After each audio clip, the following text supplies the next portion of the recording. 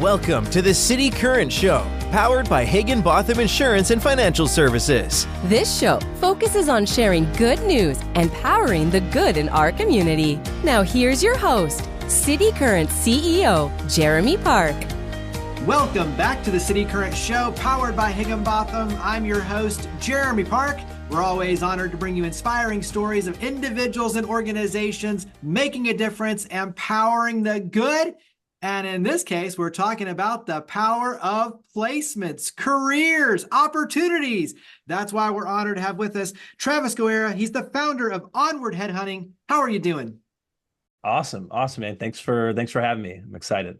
Absolutely. We're definitely going to talk all about what you do and the opportunities you provide, both for companies and obviously individuals on the headhunting, the placement side, the executive side. But let's dive into a little bit of your backstory. So give us some of your background in launching the company. Yeah. So born and raised Chicagoland, kind of west suburbs of Chicago, came down to Nashville in 2010. So I've been here for about almost 14 years. August 22nd will be 14 years, which is wild. Attended Lipscomb University. And first big boy job I got was actually in the healthcare consulting space. And so really kind of understood that context of healthcare delivery. And obviously what makes Nashville is that heavy healthcare industry segment. And so spent about 4 years there. And then had kind of a true calling on my life, I think, just to help other people win. And while I loved doing that in the healthcare consulting capacity, I actually moved into kind of a traditional recruiting shop, highly focused on healthcare. So I spent about 5 years there, and I left as a partner back in December. I'd had a deep conviction that the style I wanted to approach was more retained. So there's the classic contingent, which is risk-based. So you work for free until an individual is placed. The retained side is, hey, if you're the best at what you do, I believe you don't do it for free. And the retained side is a deposit from the client and usually results in an exclusive opportunity to work a specific role. Whereas contingency, they will go, I believe that where clients pay, they pay attention. And if they don't pay you on the contingent side, they're going to go to multiple other shops and kind of shop around candidates for free until they find somebody. Retained is really at the top of the recruiting space, and that's where people that are truly excellent at what they do operate. And so that is why I started Onward. I wanted something that was tied to the success, both on the client side as well as on my side, and then just also to work with A-level clients and A-level candidates. And that's what we do at Onward. So we place elite executive and finance talent for private equity-backed high growth healthcare companies, and no better city to do that than in Nashville. And then, we're expanding and targeting markets such as Chicago, New York, Denver, and Dallas as well. Give us a little bit of the background, because obviously you kind of talked about the model right there, but dive in deeper, because when you talk about that sort of specialization, it's creating the network, finding the leaders, the individuals that have that level of experience and expertise, and then the companies obviously in matching. And so there's a lot of, strategy, matchmaking, networking that needs to happen as a part of the secret sauce. So talk about how all of this comes together on your end. Yeah, most definitely. So I tell people I'm in the business of expertise. And that expertise is the niche that is healthcare, private equity-backed high-growth organizations.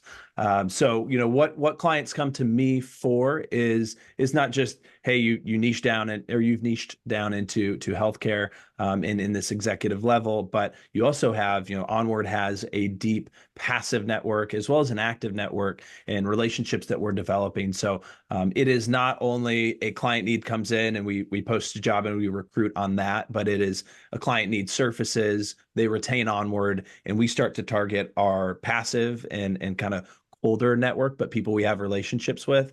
And then we're also, doing other efforts. I host a quarterly cigar event in Nashville. And then when I travel, I also host cigar events too. It's kind of my thing. And so in Nashville, we get deal makers, private equity, investment bankers, strategy guys at these healthcare companies to come, network, build relationships. And that's also a place where you start to have, a couple individuals that maybe mention, hey, I'm actually looking for a new role. If you have a CFO opportunity, or if private equity company looks like this, or the fund looks like this. I'd love to go work for them. And so we note that, and we keep those individuals kind of in our warm and passive network. And then I'm also attending a lot of private equity events and conferences. So I'll be at an organization, ACG. They have a conference here in Nashville in April. I'll be in Chicago for McGuire Woods Private Equity Healthcare Conference in May, and I'll be back in Nashville for the Leadership Healthcare Conference in October, and going to try to fit one more in there. But yeah, we really approach it kind of a multi-pronged approach of what our existing network is, how do we drive relationships and grow our network in the areas that we are in, and then also how do we attend conferences, shake hands, kiss babies, build those relationships where someone remembers a month, 2 months later, man, I met Travis, or I met one of the ONWARD guys or gals, and they really seem to have an expertise in this functional area of healthcare, private equity-backed platform companies. We need to reach out to them for our next, executive level role or important key leadership position. Well, and just like you're talking about, you're building a national and probably even international network, and then you're being able to source then based on the specific needs.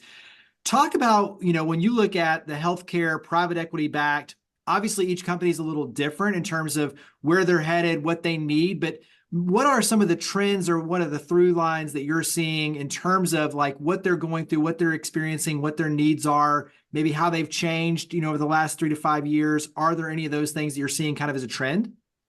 Yeah. So, private equity coming into the healthcare space isn't new. Although over the last decade it's increased. You're looking at investors who want alternatives. If you rewind 50 years, the traditional wealth growth was the stock market or build your own company.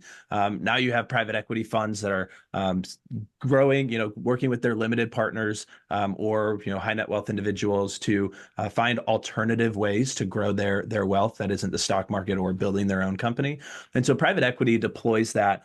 Typically what they do is they raise funds. So some private equity funds are on fund 15, while others are younger guys in the space, and they're maybe only on fund 2. They raise that capital, and then they go deploy that across platform companies or sectors where they feel like they have competence. So we have seen that to the point of alternative investments growing in the past 2 decades. Private equity is a great place for individuals to park their money, and so we've seen that grow in the healthcare space. Capital being deployed within healthcare. Specifically within some of these physician-owned practice spaces. So think oncology, dental, orthodontic, physical therapy. So you think of physicians or people that are licensed to practice medicine. They've gone to school for 10, 15 years. They start their company, they own their building, they've worked at it for 10 or 15 years, and they go, what I really hate? What I really love is I love delivering patient care. What I really hate is the back office, the accounts receivable, accounts payable. So private equity companies are coming in, and they are offering those physicians, the younger guys who still want to practice, hey, we'll take off all of the back office headache and you can just practice medicine. And they're like, awesome. And I get to affiliate with your organization, which hopefully has a good reputation. The other reason that people are aligning with private equity backed shops, especially in healthcare, is if there's not a legacy plan. So maybe a physician is nearing, their late 50s or early 60s, and their son didn't become an orthopedic spine surgeon. And so he has no one to pass the business to, but he has a pretty solid asset. And to close a practice without maybe looking at a transition partner would be throwing money away. So that's also where private equity can come in, and they buy that practice.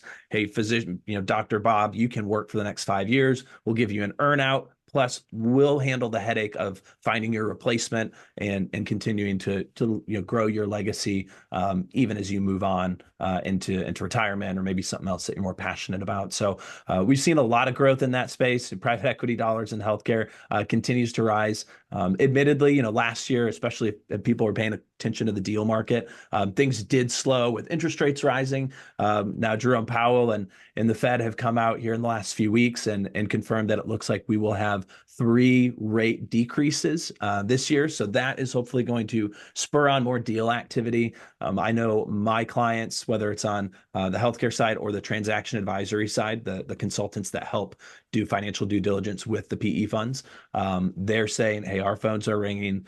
private equity guys are ready to deploy capital, and so it looks very positive for the year. And what a great year to start a business that's focused primarily on executive finance talent for private equity-backed healthcare companies.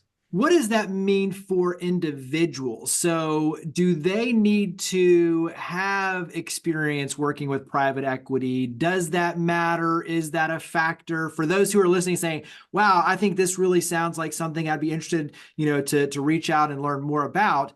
What sort of things do they need to have on that experience side? Because obviously you're singing on, the C-suite, but what does that mean for them in terms of experience coming in with healthcare, with private equity? How much of that is a factor?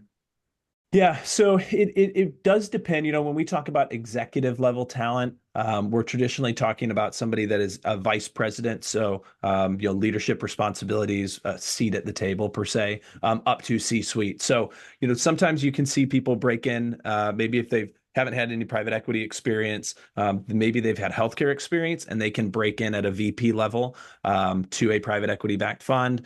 Or the converse of, hey, maybe they don't have healthcare, but they've been part of a roll-up strategy for a private equity-backed shop, maybe in the light industrial space, and there's some overlap. Typically, if you don't have either, it's really going to be hard, especially to break into the healthcare industry. It is a very tight network. I think in Nashville, you're a stone's throw from probably just about every person that's a leader in the healthcare industry here in Nashville.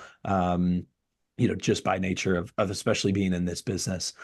So I think definitely somebody can break in through having either investment banking or private equity experience prior and being moved into a healthcare focus, or vice versa. Hey, maybe they're an accomplished healthcare executive, more on the health system side, and they're ready to take that skill set and go into more of a high growth, high velocity, private equity backed organization. So, and I want to also note, not every private equity backed platform company or portfolio company is going to be a roll-up strategy. There's some that are focused on different areas of healthcare, but are still rapidly growing, have a lot of allocated capital from limited partners that have contributed to a fund, and then that fund is deployed across multiple portfolio companies. When you look at yourself as the entrepreneur and building the culture, creating the team, the company, the growth, the success, what are a couple of your kind of favorite, pieces in terms of the culture, the way you operate, the relationship building? You mentioned the cigars and the travel and the building network, but talk about some of the things that really make your team special. Yeah, so I think it goes back to core values. I mean, I always say, I think things always go in threes really nicely: mission, vision, values. Hey, what is our mission? Our mission is to place 5 executives across 5 new clients in 2024. Our vision for the organization is to be building the best teams, executive teams in healthcare. And our values are integrity. We keep the promises we make to ourselves and our clients. Grit, we operate at the intersection of passion and perseverance. We never give up. Relational equity. So we believe in growing our passive network and always doing good to the people that we interact with, and seeing which ways we can help them. And then also creativity. We approach complex problems with thoughtful solutions. And I think those core values, the mission and the vision, that's what centers us on a daily basis or weekly basis, and kind of keeps our vision clear, knowing who we're helping, how we're helping them, and then kind of how we deliver our product, which is people, and delivering those people into high growth organizations. Touch on both sides. So for the businesses that say, this sounds, really interesting, I want to learn more. And then obviously for the individuals who say, I want to be, a part of these conversations, where do they begin with you all? As far as clients, they're typically going to come to me directly. I have a pretty strong personal brand on the LinkedIn platform, having done this for several years, been in healthcare, et cetera. So I have people typically reach out to me on LinkedIn. Hey, Travis, we're a private equity fund. I've been connected with you for a while. Your content is right on. You're always talking about private equity, healthcare, or candidates that you're taking to market. We have a need. We would like to set up a discussion. And at this level, at the retained level, it moves into much more of a consultative process than kind of send us your best candidates. We'll let you know if we're interested. It is usually more of a consultative conversation. A retainer or is ACH'd or wired to the team at ONWARD. And at that point, they've retained our services. We have weekly catch-up calls. We strategize around the ideal players that are going to get it done for them. And then we really white glove the process with that fund or platform company. Typically, we get with funds at the top level, and then they actually send us down to the portfolio or platform companies and let them know, hey, we've retained ONWARD to hire the new CEO or your new CFO, and we work with them at that level. On the candidate side, it's a lot heavier inbound from a platform like LinkedIn, especially I mentioned kind of having a strong personal brand there that encapsulates what I do from an expertise standpoint, but then also tries to give people just, hey, I'm a normal guy. I'm just like you. You'll find me out socializing, spending time with my family on the lake, and it really tries to drive the familiarity. Is that something that I've always thought is very valuable is familiarity. And so a lot of folks are typically just reaching out. Hey, Travis, I saw you'd posted about, or you cut a video. I do a lot of video posting on LinkedIn, and I saw you cut a video about a director of transaction advisory or a managing partner at a private equity fund. I'd like to discuss that with you further. And so that's also a way that on the candidate side we connect. And then some of the classic, we'll post jobs on LinkedIn platforms, on job boards for needs of our clients, and we'll have inbounds there. We screen those people, develop relationships, and if they're a fit, we move them forward. If they're not a fit, then we are transparent with them and let them know kind of where they sit in the candidate spectrum for a specific role. And we let them know if they're going to move forward or not. And then from there, kind of categorize them within our CRM as, hey, maybe Jeff would be a great CFO for an orthopedic roll-up, but not for an ophthalmology roll-up. So that's a little bit of kind of the inbound from the client side, inbound from the candidate side, and that's how we handle it. Yeah, good stuff. We'll wrap up then with website. I know you have a strong LinkedIn profile, but talk about that presence, and then obviously website where we go to carry this conversation forward. Yeah, most definitely. So you can find me on LinkedIn, Travis Guerra. It's just how you'd spell Travis, like Travis Kelce. But that's going to be a popular name. I know it. There's going to be so many boys born in the next couple of years with the name Travis. It's going to make a comeback. But yeah, Travis Guerra, Guerra. There on LinkedIn, you can find me. It'd probably pop up pretty quick. And then ONWARD Headhunting on LinkedIn as well, all capital for ONWARD. And then you can find us www.onwardheadhunting.com. And if there's an interest there, you scroll down to the bottom. There's an intake form where you jot down some of your information, and someone from our team will reach out, set up a time for us to discuss your needs further. So good stuff. Well, Travis, thank you for all you and your amazing team do. Thank you for coming on the show. Yeah. Hey, thanks for having me. It was really a pleasure, Jeremy, and I look forward to staying in touch. Higginbotham Insurance and Financial Services is proud to power the City Current Show. We're a people-first company that protects what matters most, the families, businesses, and trailblazers that keep our community going. As one of the nation's top independent insurance firms, Higginbotham is a single-source solution for business insurance, employee benefits, HR services, and personal insurance that's customized for you. We're here to serve you, the people you care about, and your community. Call 866-377-1959 or visit higginbotham.com.